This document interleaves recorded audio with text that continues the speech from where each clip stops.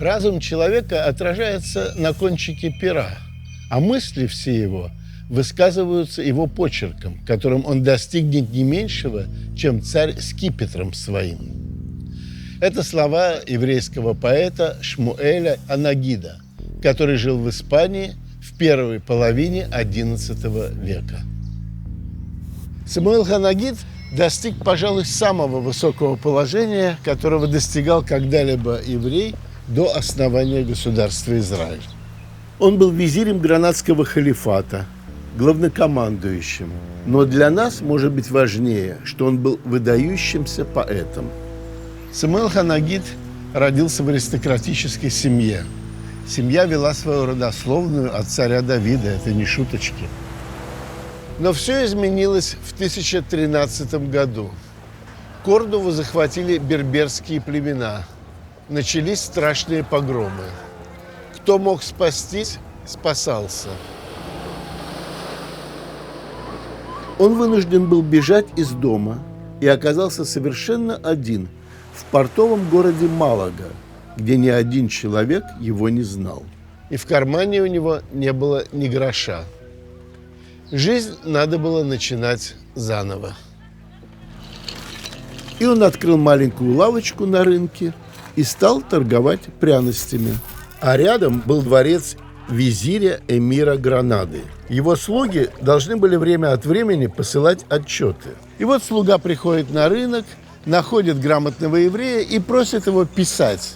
И визирь обратил внимание на почерк, на то, как были написаны эти отчеты, и приблизил его к себе.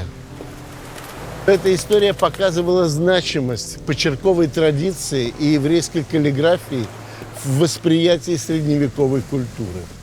И вот именно об этом, о разновидностях еврейских почерков в средние века, мы с вами сегодня и поговорим.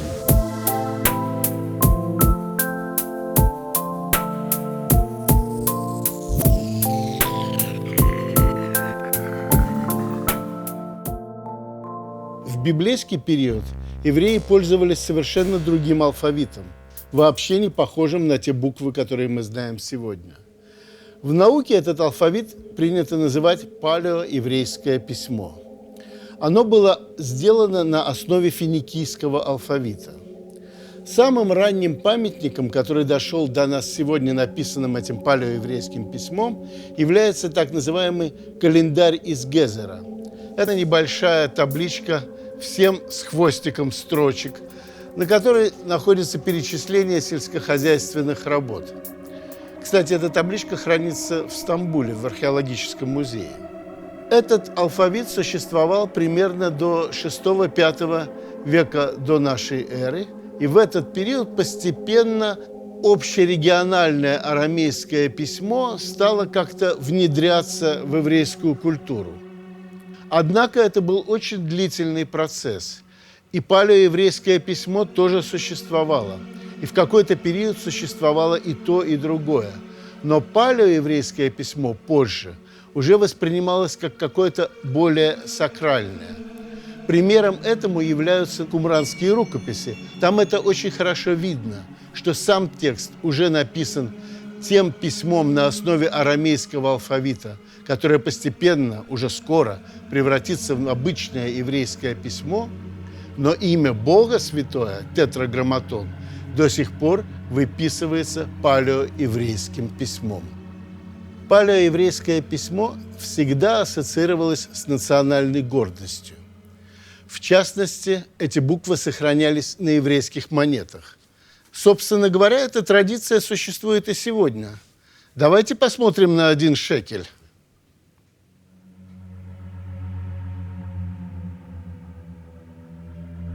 Вы увидите, что здесь есть буквы, которые вы не сможете прочесть. А это именно палеоеврейское письмо. И написано здесь слово «егуд». Так в библейское время называли провинцию Иудея в Персидском царстве.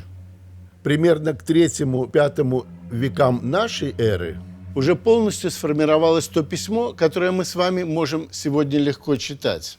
Это так называемое квадратное письмо. Почему мы называем его квадратным?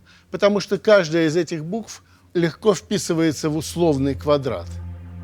Квадратное письмо, собственно говоря, существовало во всех геокультурных зонах, о которых мы с вами говорили. И все самые древние библейские кодексы, которые мы знаем сегодня, они все были написаны, конечно, квадратным письмом. Понятно, что жизнь торопится, грамотность развивается, гораздо большая потребность в письме возникает от века к веку. И, соответственно, буквы начинают писаться быстрее. Появляется так называемое полукурсивное письмо. Это когда буквы наполовину еще квадратные, наполовину уже нет, но уж точно их сложно вписать в условный квадрат. По крайней мере, не все из них можно так вписать. А курсивное письмо – это письмо, которое уж совсем ни в какой квадрат не вписывается. Вот уже известная нам с вами рукопись из Алеппо XIII века. Здесь как раз очень хорошо видно, на примере завершения текста и начала колофона, оба вида письма. Это восточное письмо, вот здесь есть строчка квадратного письма, и дальше полукурсивного. На одной и той же странице очень наглядно можно увидеть эту разницу. Еще давайте посмотрим любимую мою итальянскую рукопись. Смотрите, здесь то же самое. Вот завершение текста, красивое квадратное письмо. А дальше текст уже идет полукурсивный или курсивный. Можно его определять по-разному. Итальянское письмо такое круглое, округлое, я бы сказал. Но самым сложным, по-настоящему сложным, конечно, является сефардский курсив. Вот это письмо, которое просто так, без подготовки, не прочтешь. Помните, мы с вами уже говорили про небольшой колофон. Я показывал вам, говоря о том, что этот текст может быть очень коротким. Вот тут, собственно говоря, одна строчка с хвостиком. Но давайте сейчас посмотрим на этот же текст с другой точки зрения. С точки зрения каллиграфии, как он написан. «Хишламти ктиват зе хасефер בשלושה עשר לירח סיוון, שנת 166 לפרט האלף השישי. И аббревиатура. ברוך נותן ליעף כוח, ולאין אונים עוצמה ירבה. А вот, кстати, еще одна тоже сефардская рукопись. Сейчас я вам ее покажу. Смотрите, у них одинаковые переплеты Национальной библиотеки Израиля. Симпатичные. Да, так вот здесь вот в самом конце интересно, что именно то же самое благопожелание, но написано уже в развернутой форме, а не в виде аббревиатуры. Барух нотен леяэф коах улеэйн оним отсма ярбе там. Вообще-то разница между полукурсивным и курсивным письмом достаточно условная. Вот, например, для ашкеназского письма Институт еврейской палеографии считает, что надо выделять только письмо квадратное и полукурсивное. Я не всегда с этим согласен. Нешуточная рукопись, надо сказать. Вот посмотрите, например, здесь. Конечно, текст написан квадратным письмом. Это пасхальная агада. То есть в ней есть основной текст, а есть некое руководство, что мы должны делать. А вот само руководство краткое написано уже письмом, которое я бы определил как полукурсивное. Безусловно, некоторые буквы еще квадратные, а некоторые пишутся совсем по-другому. А вот здесь, например, сбоку, это приписка, наверное, более поздняя, но, тем не менее, она уже сделана письмом, которое я бы считал вообще-то курсивным. Или вот посмотрите в другом месте. Тоже приписка, но, тем не менее, это явно курсивное ашкеназское письмо. Как бы мы ни любовались курсивами, по-настоящему красивым с точки зрения восприятия средневекового человека все-таки оставалось именно квадратное письмо. Почему я так думаю? Потому что у нас сохранился совершенно удивительный документ, так называемое этическое завещание главы переводческой школы с арабского языка на иврит Иуды ибн Тибона. Это XII век. И там, в частности, в этом документе он пишет и о том, какое письмо он видит истинно каллиграфическим. Вот он пишет своему сыну: «Старайся улучшить свой почерк по мере сил своих.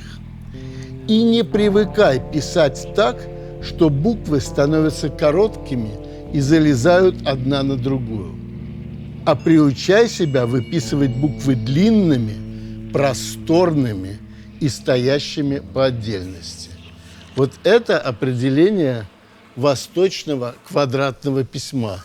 И именно это письмо он, представитель вообще-то сефардской школы, видел как истинно красивое. Почерка развивались дальше, несмотря на то, что книгопечатание, безусловно, влияло на некую общую стандартизацию почерка. А сегодня еврейская светская каллиграфия снова стала востребованным модным делом. Искусство каллиграфии используется в рекламе и в кино, при переписке священных книг и когда хочется сделать что-то красиво и аутентично. А в следующей серии я хочу познакомить вас с теми текстами внутри рукописи, которые могут рассказать нам о ее дальнейшей истории уже после того, как она перешла от переписчика к владельцу.